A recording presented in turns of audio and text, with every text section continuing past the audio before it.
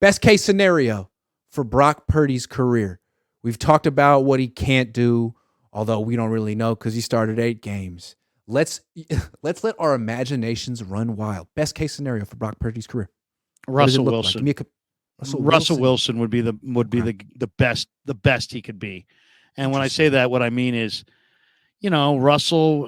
What's Russell's record against the Niners? 16-4, and in so many of those games, they just need how it seems like my recollection of these Seattle Niner games is that somehow the Niners defense gets into a situation in the fourth quarter where they have to stop Russell Wilson from getting a first down or 2. Otherwise the game's over. And then he always gets those first downs and the game's over and he wins. Yeah. I just think when I saw Purdy slide last year and he kind of put the ball forward, I think it might even have been in the Seattle game. He's got a lot of Russell Wilson. He's got big hands, even though he's a smallish guy. He's a little thicker. That is true. That's a good stronger. point. He has a nice pump fake like Russell Wilson. I'll give him that. He does. He's got a little bit of Russell in that. Russell does have a little bit big arm, but Russell throws an accurate deep ball. Russell threw the best deep ball. Russell throws just drop it in the basket, kind of a deep ball, just perfect deep ball. But I think I don't think Russell has the greatest arm strength of all time, but he has big hands and he is athletic and he can make all kinds of. And Purdy reminds me of Russell in just you got to lead. It's the second half. You're trying to put the game away.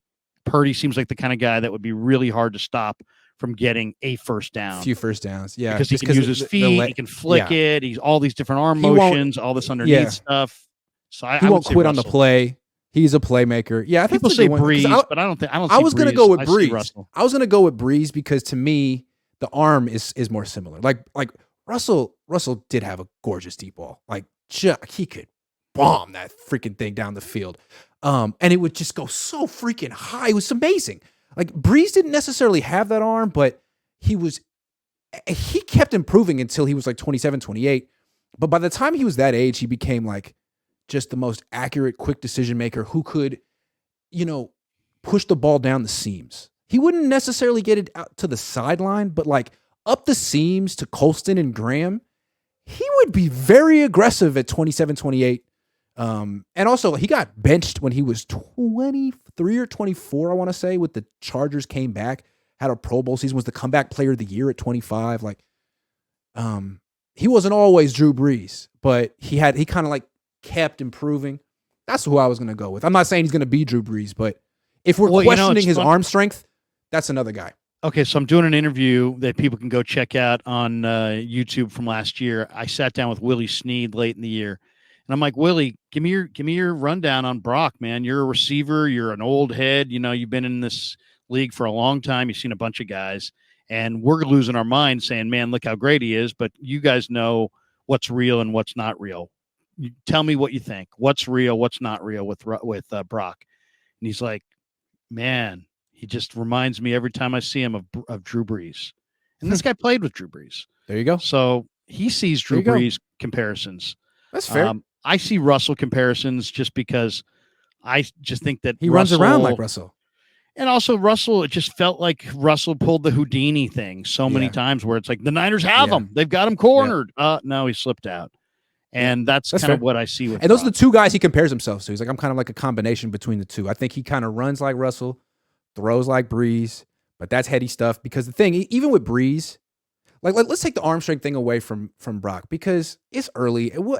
It's hard to say if he has that kind of an arm. The durability thing, though, same with Trey, same with Jimmy.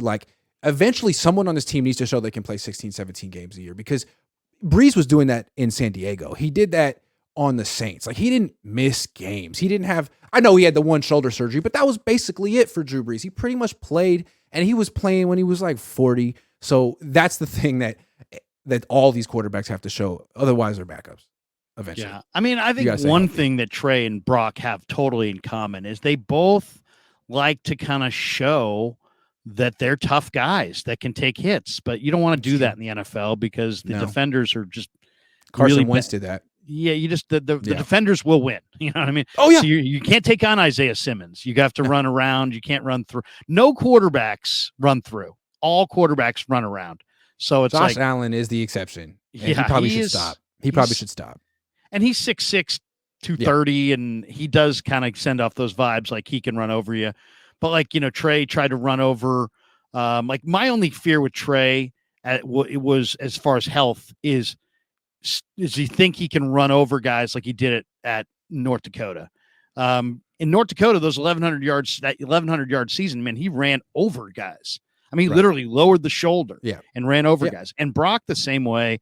Brock is, I mean, I'd rather have a quarterback that wasn't fearful over a quarterback that's staring down the rush and really fearful.